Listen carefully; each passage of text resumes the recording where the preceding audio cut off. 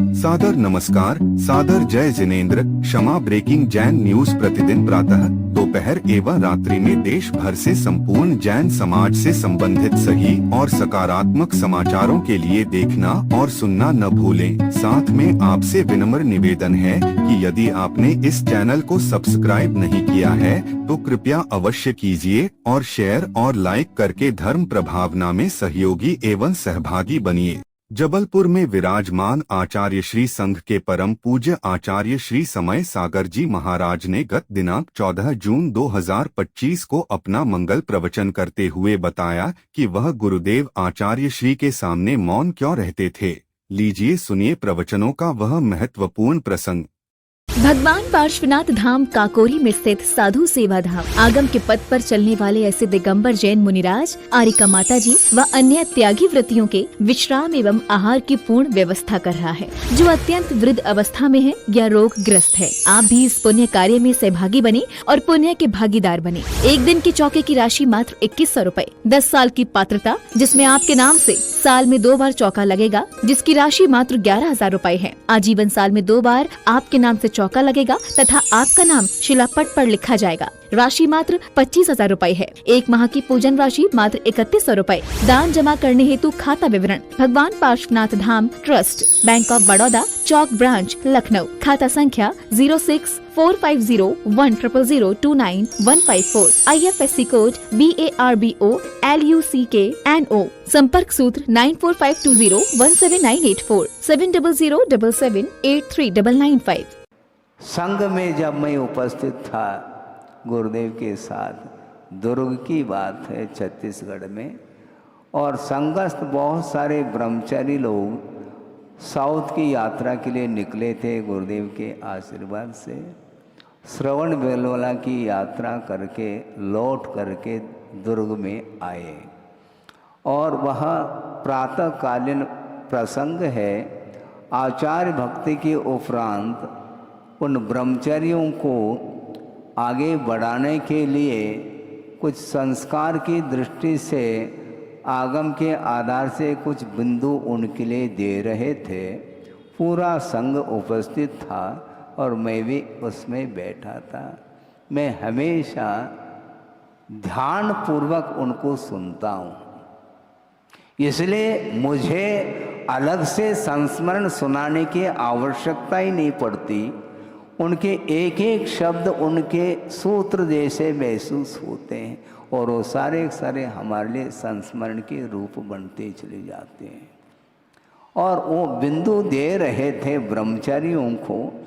उसमें से एक ब्रह्मचारी ने कहा कि महाराज, अमुक महाराज के माध्यम से मुझे बहुत कुछ अनुभव इन दिनों में मिल रहा है। मैं भी सुन रहा था। उन्होंने कहा, गुरुदेव ने किस टोन से कहा वह भी मुझे ज्ञात है। उनका ये कहना रहा कि ध्यान रखो, अपना अनुभव मत बताया करो, आगम दिखाया करो। इसमें बहुत रहस्य छुपा हुआ है। वह रहस्य ये आपके सामने उद्घाटित करना चाहता हूँ। वह ये है, यदि हम अपने अनुभव को बताएंगे तो सामने वाले की उन्नति रुक सकती है, क्योंकि मेरे अंदर जो अनुभव है वह गुरु की तुलना में कोई मायना रखते हैं क्या? गुरु के पास जो अनुभव है उसका कितना हिस्सा कर लो, जितना हिस्सा कर लो उतना कम है। अनंतवा हिस्सा भी कह दो कर लो तो मैं उसके लिए मंजूरी देने के लिए तैयार हूँ, क्योंकि उनके सामने हमारे कोई अनुभव की बात रह ही नहीं सकती। उन्होंने ये कहा था, अपना अनुभव मत बताया करो, आगम दिखाया करो। इससे अर्थ यह है, मैं अपना अनुभव यदि बताऊंगा तो वहीं तक उसकी यात्रा होगी और रुक जाएगी उसकी यात्रा। इसलिए कहना चाहते हैं, मान लो मेरे अंदर, सपोज के रूप में कह रहा हूँ, मेरे अंदर उपवास करने की क्षमता नहीं है, ठीक है? इसलिए मैं ये कहना प्रारंभ कर दूं सुनो, पंचम काल है, बड़े बड़े साधक है नहीं, उपवास करना खेल नहीं है ये। इसलिए अभी तुम हैं, अभी आए हो, धीरे धीरे और बहुत पूरा जीवन भर हमें चलना है मोक्ष मार्ग पर। इसलिए उपवास वगैरह ये पंचम काल है, ये चतुर्थ काल में सब कर लेंगे, हम भी कर लेंगे, तुम भी कर लो। हैं, ताली मत बजाओ। हाँ, ताली बजाने का विषय नहीं है ये, कम से कम सोच विचार करके तो ताली बजाओ। इस प्रकार मैं कह दूं, मान लो उसकी क्षमता 2-2, 3-3 उपवास करने की है, तो मेरे माध्यम से उसकी साधना रुक जाएगी। ये दृष्टि किसकी रही? गुरुदेव की रही है। इसलिए उनका ये कहना है, आगम अपने अनुभव मत बताओ, आगम दिखाओ। इसलिए तब से हमने सोचा, वो किसी व्यक्ति को लेकर के उन्होंने नहीं कहा था, मैं जानता हूँ, और मेरा कोई अनुभव, जिस ब्रह्मचारी ने कहा था कि अमुक महाराज के द्वारा मुझे अनुभव मिला है, उसमें मेरा कोई रोल नहीं था। और कोई महाराज हो सकते हैं, लेकिन उन्होंने स्पष्ट शब्दों में कहा ये ठीक नहीं करते, आगे ध्यान रखा करो, वो कह रहे हैं। तो हमने सोचा तो हम तो ध्यान तो रखेंगे। हमारे लिए जिज्ञासा का समाधान ऑटोमेटिक हो जाता है, जिज्ञासा रखने की आवश्यकता ही नहीं पड़ती मुझे, क्योंकि इतना पुण्य तो रहता है गुरुदेव के चरणों में, अपने आप वह प्रसंग जुड़ता चला जाता, और उसके माध्यम से हम और सारा विषय को हम आत्मसात करने के लिए ही हम बैठे रहते हैं। वो बोले तो कम से कम क्या बोलते हैं देखेंगे। तो इस प्रकार उनके एक एक जो शब्द हैं वो अपने आप में अनुकरणीय हैं, ऐसा मैं महसूस कर रहा हूँ, क्योंकि गुरु वैनम कहा है, और मैं गुरु तो हूँ नहीं, जो मुझे मेरे अंदर वह अनुभव आ जाए और मैं आपको बता दूं। क्या ये भी लिख रहे हैं क्या? समस्या हमारे सामने है।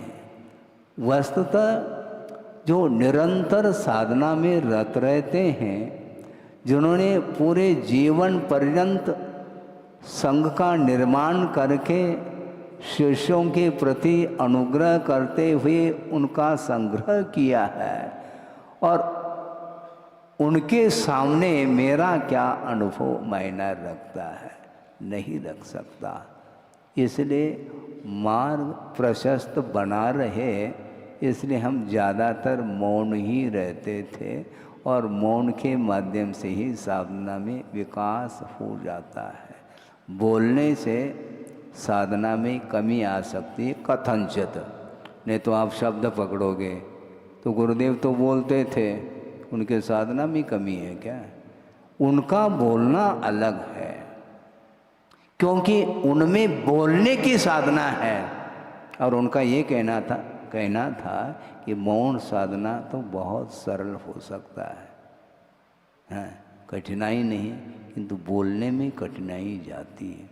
उनका ये कहना था कि निश्चय बहुत सरल है, क्योंकि गुप्ती में लीन होना है, किसी के साथ कोई संबंध नहीं रखना है, किंतु व्यवहार निश्चय से भी कठिन समझ में आता है, क्योंकि व्यवहार में सबके साथ संबंध रखते हुए भी अपने आप के बचाव के साथ और दूसरे के हित को एकमात्र उद्देश्य में रख करके उनके साथ वार्ता आदि की जाती है।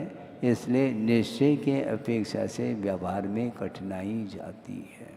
इसलिए आचार्यों ने कहा, हेतु नियत को होई छड़ला समयसार की बात नहीं कर रहा हूँ, छड़ाला में लिखा है हेतु नियत को होई। व्यवहार जो है नियत अर्थात निश्चय के लिए हेतुभूत होता है, लेकिन वही व्यवहार निश्चय के लिए हेतुभूत होता है जो समीचीन व्यवहार यदि हो तब की बात है। यदि व्यवहार में आते हुए भी यदि समीचीन व्यवहार नहीं है तो वह व्यवहाराभास की कोटि में आता है। इसलिए व्यवहार करो, व्यवहार की भूमिका में आओ, कोई बाधा नहीं, किंतु उसमें स्वयं का भी हित निहित होना चाहिए और दूसरे का भी हित होना चाहिए। इस उद्देश्य को लेकर के यदि तुम बोलते हो तो वो आपके लिए गुणकारी है, वरदान सिद्ध होता है, क्योंकि बोलने से प्रभावना होती है, एक मानसिकता है। लेकिन मात्र बोलने मात्र से प्रभावना होती है ऐसा आगमकारों का नहीं कहना है। प्रवचन देशना आदि के माध्यम से प्रभावना होती है, इसका निषेध नहीं किया जा रहा है, किंतु देशना देते समय उसका जो प्रभाव किस रूप में पड़ रहा है और मैं जो देशना देने के लिए बैठा हूँ कहाँ तक मेरी ये देशना आगम से मेल खा रही है। आगम के आधार से यदि देशना दी जाती है तो उसके माध्यम से ही सामने वाले का कल्याण हो सकता है। हो सकता इसलिए कह रहा हूँ उसका उपादान भी अनिवार्य है। आगम के अनुरूप बोलते हुए भी मान लो दूसरे का कल्याण नहीं हो रहा है, उसमें आगम में कोई दोष नहीं, आगमकार का कोई दोष नहीं, किंतु जो सुनने के लिए बैठा है उसकी बुद्धि की कमी है। क्योंकि वयम च दुम्मेहा ऐसा कहा, हम दुर्मति वाले हैं, हमारी बुद्धि टेढ़ी है, बुद्धि में वक्रता रहती है, तो वह देशना को अपनी बुद्धि से अपनी रुचि से ही अर्थ निकाल देता है। हाँ, मनोनुकूल अर्थ निकालता है, आगम के अनुरूप अर्थ निकालने का पुरुषार्थ करना चाहिए। नहीं है तो कईयों का अकल्याण होगा, एक का नहीं होगा। इसलिए देशना देते समय बहुत अलर्ट सावधानी के साथ देशना देनी होती है। इसलिए कुंद कुंद स्वामी ने मात्र गाथा नहीं लिखी, ग्रंथ लिखा है। पूर्वा पर जितने भी गाथाएं हैं वो एक दूसरे के गाथा के साथ संबंध रखती हैं। इसलिए व्यापक दृष्टि से आप सोचेंगे तो निश्चित रूप से वहाँ पर आया हुआ जो सम्यक पद है वह किस सम्यक्त को सूचित करता है ये ज्ञात हो जाता है। यदि टीकाकार टीका नहीं लिखते तो हम तो कहाँ रहते हैं। सम्यक दृष्टि कहा और सम्यक दृष्टि का भोग निर्जरा के लिए कारण कहा, और कौन कह रहे हैं? कुंद कुंद देव कह रहे हैं। इस प्रकार आप कहना चाहो तो कम से कम नीचे टीका की ओर ध्यान रखो। सम्यक दृष्टि दो प्रकार के होते हैं। एक सराग सम्यक दृष्टि होता है जो कि गृहस्थ अवस्था में भी वह सम्यक दर्शन रहता है, और यहाँ तक कि छठे सातवें गुणस्थान तक वह सराग दशा बनी रह सकती है। किंतु वीतराग अवस्था में जब सम्यक दर्शन सामने आता है उस समय वह सम्यक दर्शन निर्जरा के लिए कारण बनता है। कौन? पंचेंद्र के विषय। जितने पंचेंद्र के विषय यदि कर्मों के निर्जरा के लिए निमित्त बन जाए तो सबसे ज़्यादा निर्जरा तो आप ही करेंगे, क्योंकि आपके पास जो विषय उपलब्ध है आसानी से, फुल फैसिलिटी, अपने पास तो उस प्रकार की फैसिलिटी मिलना तो बहुत दूर है? तो सबसे ज़्यादा निर्जरा के अधिकारी आप सिद्ध हो गए, क्योंकि अपने पास 1 टका है ही नहीं और आपके पास हैं? टका ही टका है। यही तो समस्या है। श्रमण के पास एक कोड़ी है तो वह एक कोड़ी का नहीं, और गृहस्थ के पास एक कोड़ी नहीं है तो कोड़ी का नहीं। उसके पास आवश्यक है धन, क्योंकि धर्म साधना करने की जो भूमिका उसकी है वह धन के साथ संबंध रखता है, किंतु श्रवण के साथ परिग्रह का कोई भी तालमेल नहीं है। बल्कि जिन बाहरी परिग्रहों का विमोचन किया है उन पदार्थों के प्रति भी उनका ध्यान नहीं जाता कि हमने इतना छोड़ा है। चक्रवर्ती ये सोचने लग जाए हमने 84 लाख हाथी का विमोचन किया है, 18 करोड़ घोड़े छोड़े हैं, उतने रथ छोड़े हैं, 96,000 जो रानियां हैं, एक से एक अप्सरा को मात करने वाली ऐसे सुंदर सुंदर उन रानियों को हमने छोड़ दिया है, हैं? इस प्रकार का भाव यदि मन में आ गया तो उसने छोड़ा ही नहीं है। हाँ, कुंद कुंद बहुत ऊपर ले जाना चाहते हैं श्रवण के लिए। हाँ, वो ये कहना चाहते हैं जब तक परिग्रह का विमोचन नहीं करोगे तब तक वो कहेंगे तुम्हारा मोक्ष मार्ग बनने वाला नहीं, और परिग्रह का विमोचन करने के उपरांत वो कहते हैं इतना करने मात्र से काम नहीं चलने वाला। महाराज आप क्या कराना चाह रहे हैं? आप अब भूमिका बनी है, कहते हैं वो कुंद कुंद स्वामी, मूलाचार के अनुरूप परिग्रह का विमोचन करो, उसके बाद अब मोक्ष मार्ग प्रारंभ होता है। पहले भूमिका, उसके बाद बीज का वपन होता है? अभी बालिका के माध्यम से कुछ विचार आपने सुन ले। हैं? पौधा होता है, वह पौधा बीज से अंकुरित होकर के उसका विकास हुआ है,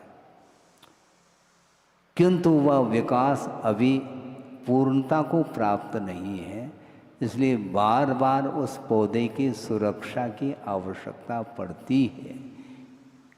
ऐसा न हो कि पशुओं के द्वारा वह पौधा कहीं चरने में आ जाए तो मुश्किल हो जाएगा, इसलिए उसकी रक्षा के लिए क्या बोलते हैं आप?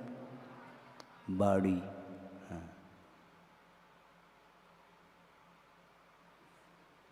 फसल हो तो बाड़ी, नहीं है तो बाड़ी की आवश्यकता नहीं है।